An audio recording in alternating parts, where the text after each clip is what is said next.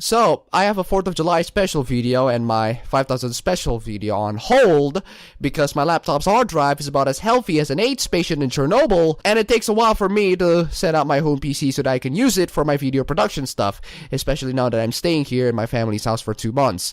Dark Souls Prepare to Die edition. And I'm gonna finish that. How can he can play Dark Souls more than I am, which is so weird.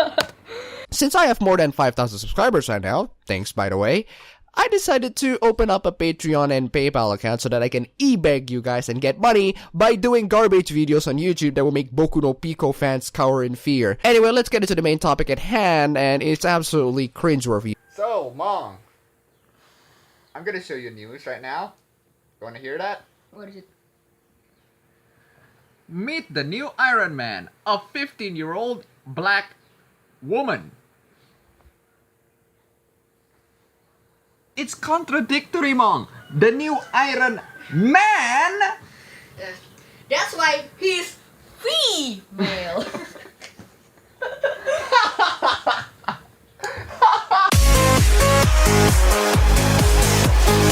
And guess what? Not long after my agenda pushing video, ironically, they made a villain Donald Trump. Villain Donald Trump. Just desperate to push that agenda, eh, Marvel?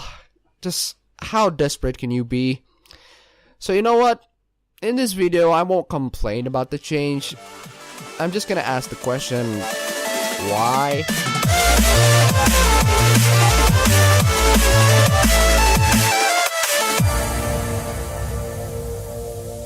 Let's just check out what the original creator has to say. Take it away, Brian Michael Bendis. How did you come up with the character of Riri Williams? One of the things that stuck to me when I was working in Chicago a couple of years ago on a TV show that didn't end up airing was the amount of chaos and violence, and the story of this brilliant young woman whose life was marred by tragedy that could have easily ended her life, just random street violence, and went off to college was very inspiring to me. I thought that was the most modern version of a superhero or superheroine story that I ever heard, and I sat with it for a while until I had the right character in the right place. As we've been slowly and hopefully very organically adding these new characters to the Marvel Universe, it just seemed that this sort of violence, inspiring a young hero to rise up and act, and using her science acumen, her natural-born abilities that are still raw but so ahead of when even Tony Stark was at that age, was very exciting to me. If this is the kind of inspiration that make comic book writers to gloom in their eyes, I'm very surprised that Stephanie Brown didn't get enough recognition. For God's sake, she's a teenager who suffered from teenage pregnancy and has to give her child to adoption before giving it street justice and become someone who have multiple superhero identities, including Batgirl. Actually, you know what? I take that back. I'd rather have them not ruin Stephanie Brown. They have turned Barbara Gordon into a pathetic Instagram hipster bitch, so at this very instance, I think I'm gonna shut my mouth. And let's get into the second paragraph because this is interesting. Organically adding new characters? You mean replacing the old ones with the ones that are considered to be more progressive? What is that gonna accomplish, Marvel? What? Please explain this to me. I don't understand this logic. Who are you going to please with this? Well, Razorfist once explained that the comic book writers do this because of what he coined the term as the HBO effect, which means that creators are trying their hardest to please the critics so that they can get good publicity. Why? Because apparently traditional marketing and distribution just doesn't work as well right now. You have to disguise marketing and advertisement as positive reviews and press without disclosure. Jeez, no wonder why the media is corrupt. Here's the reality of the situation. Since your comic book is based on an established character, out of 100% of the comic book readers that you will have, at least only 20% of them are gonna be new readers. There's always gonna be the minority. So if you change something that the old fans find questionable, you're gonna alienate them and push them away from your comics, and therefore losing at least 75% of your old audiences. So with that, you can only please 40% of your total audiences, and the rest will go out to find other better comic books. What have we seen of her so far in the Iron Man comics? In the latest issue of Iron Man, Tony is in the lab talking to himself, and he's already aware that there are some students at MIT that reverse engineered one of his old armors all by herself in her dorm room. He's aware of her immediately.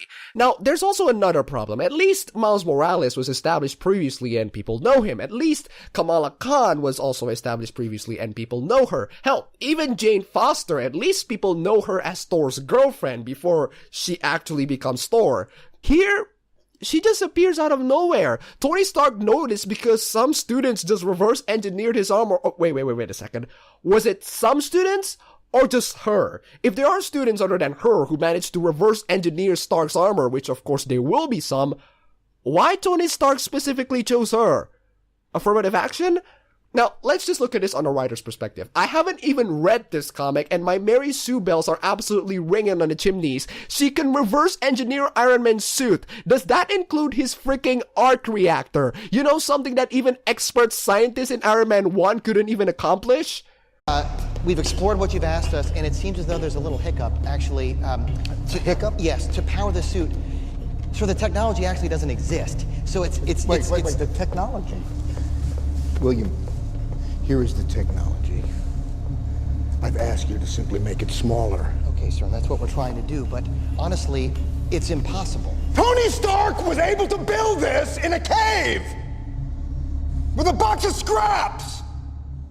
Marvel Comics' diverse new cast has stirred some controversy among a subset of fans. Some of the comments online, I don't think people even realize how racist they sound.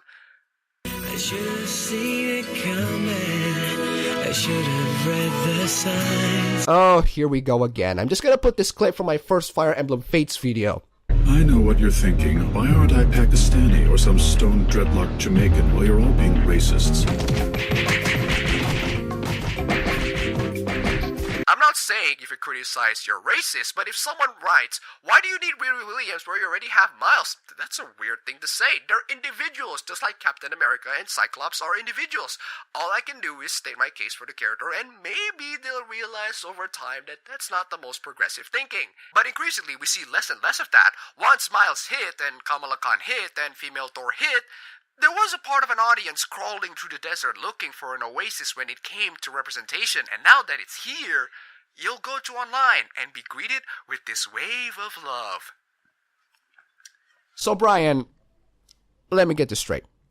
All of this, female Thor, Kamala Khan, Miles Morales, all of that was done so that you can be progressive and so that you can go online and be greeted with this wave of love. If that's not the most idiotic thing to strive for, I seriously don't know what is. Brian here is either misinformed, a masochist, or just plain fucking stupid.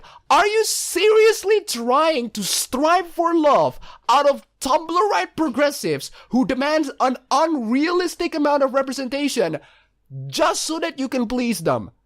Let me show you something, Brian. Let me show you something that will shock the living hell out of you. These people, progressives as we call them, they don't love you at all.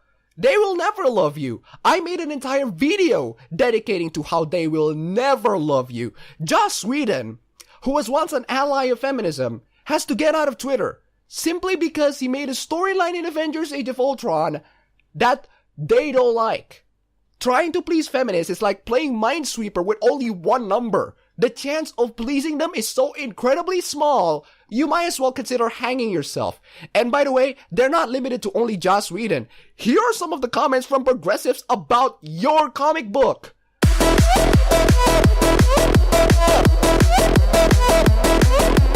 Yes, Brian Michael Bendis, you privileged white male. What in the name of fuck are you doing in Marvel Comics having the privilege to write black female Iron Man? That position should be given to someone more qualified. A better writer? No, a black woman. What gives you, a privileged white male, to write a black female character?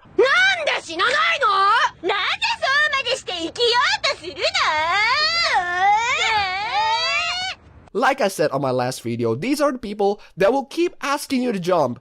But you can jump so far as to the Andromeda Galaxy and you will still won't jump high enough for them. And even if you can please them, what will you gain from it?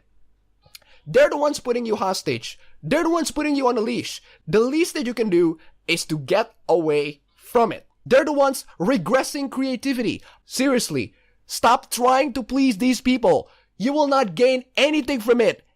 Anything. It's time to stop! I think what's most important is that the character is created in an organic setting.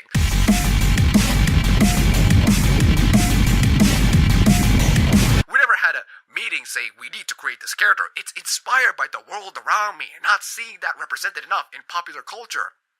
I'm gonna make this clear. I'm not saying that you cannot make a female black teenage superhero. You can do that. Go nuts, whatever kind of character you want. But I don't do that to an already established character. Imagine if I suddenly say, hey, Edward Cullen should be black, or Daredevil should be played by Iko Uwais, or Elle from Death Note should be black.